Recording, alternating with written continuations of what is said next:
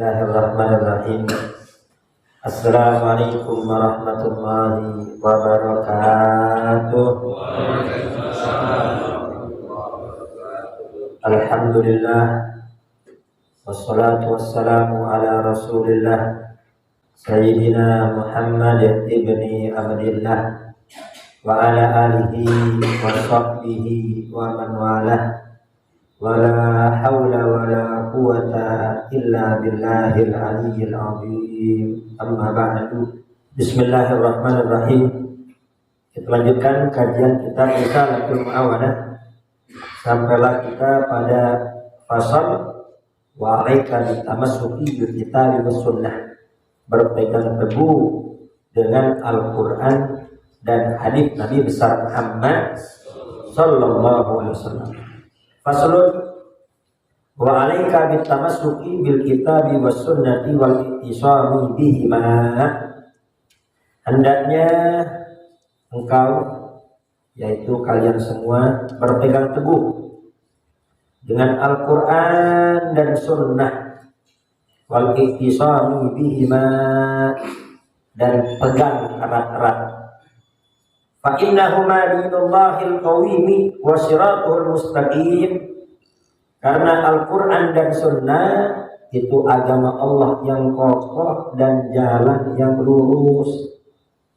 Man akhadha bihima, barang siapa yang berpegang teguh dengan Al-Qur'an dan hadis, mengamalkan isi Al-Qur'an dan hadis, salima wa ghanima wa rasyada wa usima, maka dia akan selamat baik di dunia maupun di akhirat.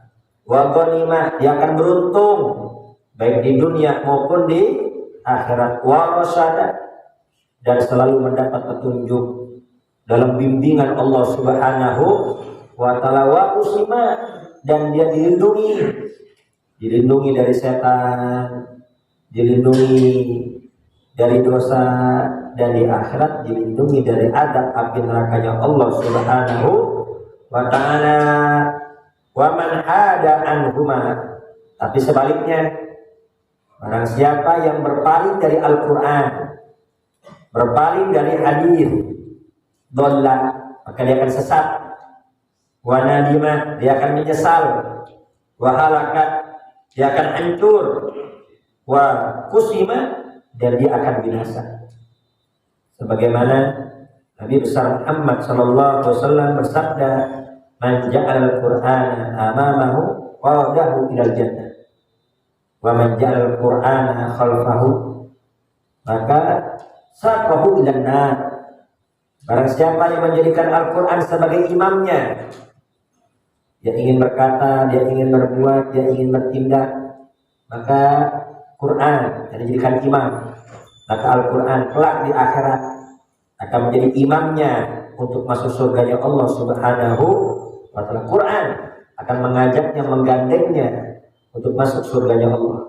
Namun sebaliknya, yang menjadikan Al-Qur'an di belakangnya, artinya tidak peduli dengan Al-Qur'an, tidak mau mengamalkan isi Quran, dia berkeyakinan Al-Qur'an sudah tidak relevan, Al-Qur'an sudah kuno, dia tidak mau berpegang dengan Al-Qur'an, maka Quran kelak di akhirat akan menjebloskan dia ke dalam nerakanya Allah Subhanahu wa ta'ala. Allahumma ajirna minan nar. Semoga Allah lindungi kita semua dari azab api neraka. Amin.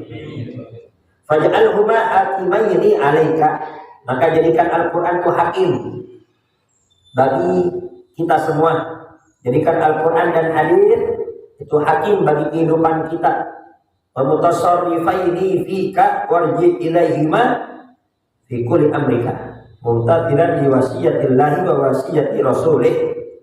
Dan hendaknya jadikan semua urusan kita yang mengatur adalah Al-Qur'an, sesuai aturan Quran, kembali kepada Quran dan hadis dalam semua permasalahan, semata-mata mengikuti wasiat dari Allah dan wasiat dari Rasulnya, yaitu Nabi besar Muhammad sallallahu alaihi wasallam.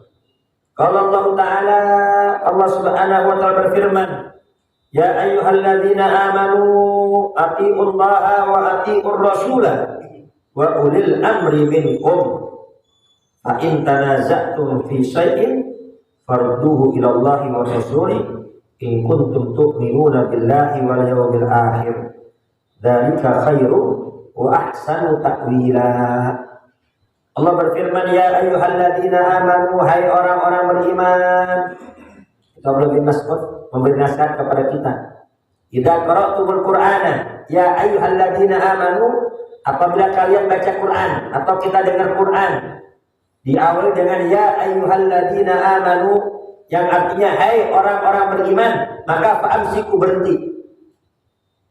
Kita baca tadi ya ayyuhalladzina amanu, berhenti dulu. Renungi, tadabburi, tafakuri. Ya. Kemudian apa? Kenapa? Karena setelah lafaz ya ayyuhalladzina amanu pasti ada amrun alladzi yu'mar anhu au nahyun alladzi yunha anhu. Setiap selesai lafaz ya ayyuhalladzina amanu pasti ada perintah, yang mana kita diperintah untuk mengerjakannya, atau ada larangan yang mana kita dilarang untuk mengerjakannya. Maka dari itu ya ayyuhalladzina amanu, pasang iman kita, perkuat keyakinan kita. Hendaknya kita bermunajat kepada Allah, ya Allah, insya Allah kami termasuk orang-orang beriman, saya siap menerima perintahnya, saya siap melaksanakan aturanmu, dan saya siap untuk menjauhi larangan-larangan. Pasang niat dalam hati kita. Jadi setiap mendengar ya ayyuhalladzina amanu, maka tancapkan di hati kita, ya Allah, aku termasuk orang-orang beriman, kami siap untuk menerima perintahmu, dan kami siap untuk menerima larangan-larangan, dan kita minta kekuatan kepada Allah agar dimudahkan menjalankan perintahnya dan dimudahkan untuk menjauhi larangannya. Shallu ala Muhammad. Atiullah wa atiur rasulah. Nah, ternyata ada perintah di sini. Setelah ya ayyuhalladzina amanu, ayat ini ada perintah. Apa perintahnya? Taati Allah, taati Rasul. Wa ulil amri minkum, dan pemerintah yang ada. Tapi perlu digarisbawahi di sini. Ya. Di sini lafaz atiu hanya ada pada Allah dan Rasulnya.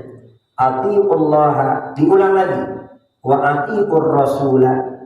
Namun ketika lafaz wa ulil amri, Allah tidak mengulang kata atiu. Jadi kata atiu hanya ada pada Allah dan Rasulnya. Mengapa? Ketika Allah menyebut wa ulil amri, Allah mencukupkan dengan waw ataf saja, tidak mengulang kata atiu.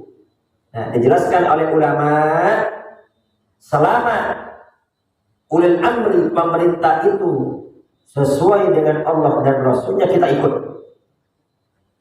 Namun apabila pemerintah bertentangan dengan Allah dan Rasulnya, maka la ta'ata li ahadin bi maksiatil khaliq, enggak boleh taat sama siapapun di dalam bermaksiat kepada Allah Subhanahu wa ta'ala. Shallu ala Muhammad. Lalu Allah melanjutkan, fa in tanaza'tum fi syai'in farudduhu ila Allahi war rasuli. Apabila terjadi permasalahan baik dalam kehidupan kita, baik dalam rumah tangga kita, baik dalam pekerjaan kita, baik dalam bisnis kita, maka farudduhu ila Allahi war rasul, kembalikan kepada Allah dan Rasulnya. Lihat gimana aturan Allah, lihat gimana aturan Nabi, lihat bagaimana bimbingan Allah dan Nabi besar Muhammad sallallahu alaihi wasallam. In kuntum tu'minuna billahi wal yawmil akhir, jika kalian benar-benar beriman kepada Allah dan beriman kepada hari akhir. Jadi artinya apa? Barang siapa yang nggak mau kembali kepada Al-Quran dan hadis, maka perlu dipertanyakan tuh keimanannya. Jadi orang yang beriman pasti di hatinya dia yakin, tidak ada sedikit pun keraguan, tidak ada aturan sebaik aturan Allah dan Rasulnya. Tidak ada tata tertib sebagus yang sudah diatur oleh Allah dan Rasulnya. Adapun orang-orang yang berkata Al-Quran sudah tidak relevan, Al-Quran sudah tidak cocok lagi dengan zaman sekarang, ya ini munafik. Ini adalah orang-orang munafik. Munafik apa? Munafik keimanan. Hati-hati. Ini munafik ada dua. Munafik itu ada dua. Innal munafikina fid darkil asfali minan nar. Sesungguhnya orang-orang munafik itu berada dalam kerak api neraka. Ini orang munafik yang bagaimana? Munafik keimanan. Hati-hati. Jangan dipukul rata. Ini banyak yang salah paham. Dipukul rata. Orang munafik dalam kerak api neraka. Paling dasarnya api neraka. Alamatul munafik salasun. Tanda-tanda munafik itu ada 3. Idza haddatsa kadzdzaba, wa idza wa'ada akhlafa, wa idza tumina khana. Tanda munafik ada 3. Apabila berbicara dia bohong. Apabila berjanji dia khianat. Apabila dikasih amanah dia tidak benar, ya khianat. Weda wa'ada akhlafa. Apabila berjanji dia ingkar. Apabila dikasih kepercayaan amanah dia khianat. Nah ini bukan yang ini yang dalam kerak api neraka. Kalau 3 ini dalam kerak api neraka, Pak, ya Allah, kita nggak selamat semua kita. Sering nggak kita bohongin bini? Ya, jarang-jarang. Iya, ya Allah, ini kadang kita bohong jadi langganan. Janjian sama temen, jangan lupa ya besoknya. Oh insya Allah. Besok gak datang. Ditegur lah. Nanti kemana kok gak datang? Kan Anda bilang insya Allah. Dan insya Allah bukan buat bohong. Kalau bisa bilang bisa, kalau nggak bisa bilang kagak bisa. Insya Allah itu jika Allah berkehendak. Karena kita nggak tahu besok masih hidup apa enggak. Karena kita nggak tahu besok masih sehat atau tidak. Karena kita nggak tahu bagaimana kondisi alam besok. Karena Allah yang ngatur. Kalau Allah berkehendak, insya Allah saya datang. Insya Allah itu bukan buat bohong. Jadi kalau nggak bisa bilang tidak bisa. Ini kalau tanda munafik 3 ini di kerak api neraka, wah kita semua di kerak api neraka, Pak. Ya, jadi yang di kerak api neraka ini yang munafik keimanan. Sebagaimana zaman Nabi besar Muhammad itu dipimpin oleh Abdullah bin Ubay bin Salul, Ra'isul Munafikin, pimpinan kaum munafik itulah Abdullah bin Ubay bin Salul. Ya. Doakhirnya iman, tapi hatinya penuh dengan kebencian terhadap Islam. Sekarang banyak gak begitu? Nah, pejabat-pejabat agamanya KTP-nya Islam, akan tapi apa? Benci banget sama syariat Islam. Benci banget sama aturan Islam. Dia dukung kemaksiatan, dia dukung perbuatan dosa dan lain sebagainya. Dia lawan Al-Quran, dia lawan ulama, dia lawan kiai. Ya Allah, ini namanya munafik iman. Itu nanti tempatnya di keraknya api nerakanya Allah Subhanahu wa ta'ala. Jadi sekali lagi munafik itu ada 2. Ada munafik keimanan, ada munafik amal. Ya, ada munafik amal. Dia benar-benar beriman kepada Allah, tapi amalannya masih kayak orang munafik, suka bohong, ya, suka nipu, suka khianat. Jadi kalau kita dibohongin orang, gak usah terlalu sedih. Ya sedih wajarlah, manusiawi. Tapi gak usah terlalu dipikirin. Jangankan kita lah Nabi Muhammad yang dibohongin. Jangankan kita Nabi Muhammad, bayangin, yang langsung menerima wahyu dari langit, langsung menerima wahyu dari Allah, yang mana apabila ditipu itu pasti diberitahu oleh Allah, masih dibohongin. Apalagi kita. Jadi gak usah terlalu sedih. Gak apa-apa dibohongin. Yang penting bukan kita yang jadi tukang bohong. Tapi semoga kita semua dilindungi oleh Allah Subhanahu wa ta'ala. Nah, kalau ada masalah, kembalikan kepada Al-Quran dan hadis. Dzalika khairu wa ahsanu ta'wila. Itu lebih baik dan pemikiran yang sangat bagus. Jadi jangan sampai apabila sudah ada aturan dalam Al-Quran dan hadis, kemudian kita berkata, oh saya punya peraturan sendiri, saya punya hemat sendiri, saya punya pandangan sendiri aja. Ya, ini akal kita, pikiran kita buang. Harus tunduk kepada Al-Quran dan hadis, jangan sampai bertentangan dengan Al-Quran dan hadis. Kenapa? Karena Allah yang menciptakan kita, zahir batin kita, Allah yang menciptakan, dan Allah yang lebih tahu apa yang terbaik untuk kita. Ya.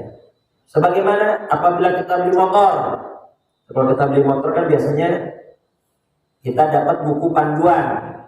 Tuh kalau motor mau awet, tuh motor dipanasin, kemudian tuh motor sekian kilo, ya hitungan sekian kilo ganti oli. Oh, saya punya pemikiran sendiri. Ya, ini jangan ikut aturan ini terus. Ya, udah jangan kasih oli, ganti pakai cap. Ya, kira-kira gimana tuh? Motor hidup apa enggak? Habis. Ya, itu meskipun motor bagus, kendaraan baru, tapi oli nggak dijaga, nggak ikut aturan sampai kering, itu kira-kira gimana tuh? Turun mesin. Dan demikian pula kita, kalau kita mau selamat baik di dunia maupun di akhirat, maka ikuti Al-Quran dan hadis. Sallu ala Muhammad. Wa qala Rasulullah sallallahu alaihi wasallam, Nabi besar Muhammad sallallahu alaihi wasallam bersabda, usikum bima in tasamtum bih lan tadillu abadan, kitabullah wa sunnati. Usikum bima tasamtum bih. Apa kata Nabi? Aku wasiatkan kalian semuanya pegang teguh, kata Nabi. Aku wasiatkan kalian semua pegang teguh. Apa? Yang mana apabila kalian berpegang teguh, lan tadillu abadan, kalian tidak akan sesat selama-lamanya. Itu saya pernah, Pak. Itu menghadiri undangan. Kemana? Ke daerah Banten. Itu agak dalam, agak kampung. Itu kita tersesat. Tersesat kenapa? Karena ngikutin Mbak Google. Ikutin Mbak Google jadinya nyasar. Akhirnya sepupu saya suruh turun. Ini pegang undangan, tanya itu sama mak-mak. Ini alamat di mana? Ya. Ternyata pas ditanya ke mak-mak itu, yang dibaca apa? Yang dibaca nama depan. Kan biasanya yang diundang misalnya Ustaz Sarif itu ya. Itu yang dibaca Mbak Lita. Kata dia, oh rumahnya Ustaz Sarif katanya. Bukan yang ini, Bu, bukan. Ini mah nama saya katanya. Ya, maksudnya ini nih. Yang ini daerah kampung ini tahu nggak? Wah, nggak tahu juga. Akhirnya apa? Kenapa kita nyasar? Karena kita kembalinya kepada Mbak Google. Coba kembalinya kepada Al-Quran dan hadis. Ya, ini kata teman-teman, iya sih kita lihat Mbak Google. Akhirnya nyasar. Sallu ala Muhammad. Aku wasiatkan kalian semua, apabila kalian berpegang teguh, kalian tidak akan sesat selama-lamanya, baik di dunia maupun di akhirat. Apa tuh? Kitabullahi wa sunnati, yaitu Al-Quran dan sunnah Nabi besar Muhammad sallallahu alaihi wasallam. Tidak ada ucapan manusia manapun, tidak ada nasihat manusia manapun yang ditulis, kemudian dihafal dan dibukukan. Ya, seperti Nabi besar Muhammad sallallahu alaihi wasallam. Coba Pak, tokoh apa yang hebat di dunia? Coba sebut tokoh apa yang hebat di dunia. Kita punya orang hebat dulu adalah Pak Karno. Pak Soekarno itu orang hebat. Sampai-sampai tuh kalau kita haji umroh, kalau kita pakai peci hitam, ya apa kata mereka? Soekarno. Ya, udah tahu deh, oh Indonesia, orang Indonesia. Yang dia tahu Pak Karno. Pak Soekarno orang hebat. Siapa di sini yang bisa hafal 10 aja ucapan Pak Karno? Nasihat Pak Karno 10 aja. Ada yang hafal atau tidak? Siapa lagi orang hebat? Sebutkan. Yang hafal 10 nasihatnya. Yang nasihatnya ditulis, dihafal. Tidak ada seperti Nabi besar Muhammad sallallahu alaihi wasallam, yang mana setiap ucapannya, setiap kata-katanya ditulis, dicatat oleh para sahabat-sahabat Nabi, kemudian dihafal, dibukukan hingga sampai saat ini. Kenapa? Karena ma yantiqu 'anil hawa in huwa illa wahyun Yuha itu Nabi besar kalau bicara bukan berdasarkan hawa nafsu. Beda sama kita. Kita kalau bicara berdasarkan kepentingan. Kalau Nabi tidak. Semua adalah wahyu dari Allah Subhanahu wa ta'ala. Maka itu ya, semua ucapan Nabi itu ditulis oleh para sahabat. Sampai sahabat pernah bertanya, "Ya Rasulullah, ini apakah aku boleh menulis semua ucapanmu? Apa kami saring dulu?" Apa kata Nabi? Semua tulis. Baik engkau dalam keadaan ridho maupun marah, ya tulis semua, tulis, catat semua. Karena apa? Semua gerak-gerik Nabi, semua ucapan Nabi itu bimbingan wahyu dari Allah Subhanahu wa ta'ala. Shallu ala Muhammad. Fa in sarraka an takuna al-huda salikan lil mahajjatil bayda allati la iwaja fiha wala amata faqrid jami'an niyatika wa akhlaqika wa amalika wa aqwalika al-kitab was sunnah.